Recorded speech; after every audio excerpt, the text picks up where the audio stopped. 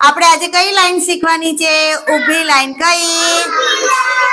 આને કેવી લાઈન કહેવાય? ઊભી લાઈન. કેવી લાઈન કહેવાય?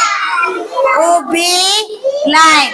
પછી તમારી બુકમાં છે ને આવી રીતે ટપકા કરેલા હોય, પછી તમારે એ લાઈનને જોડવાની, એટલે કઈ લાઈન કહેવાય?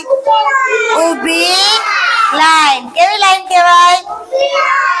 તમારે અહીંયા પેન્સિલ મૂકવાની અને નીચે સુધી લઈ જવાની. હે? હવે આ બીજી લાઈન. તો આને કઈ લાઈન કહેવાય? આડી લાઈન. કઈ લાઈન કહેવાય? આડી લાઈન. કેવી લાઈન? આડી. આડી. બોલો આડી. હા. પછી આને કઈ લાઈન કહેવાય? ત્રાસી. કઈ લાઈન કહેવાય? ત્રાસી. કઈ કહેવાય? અને કઈ લાઈન કહેવાય? ત્રાસી. કઈ લાઈન કહેવાય?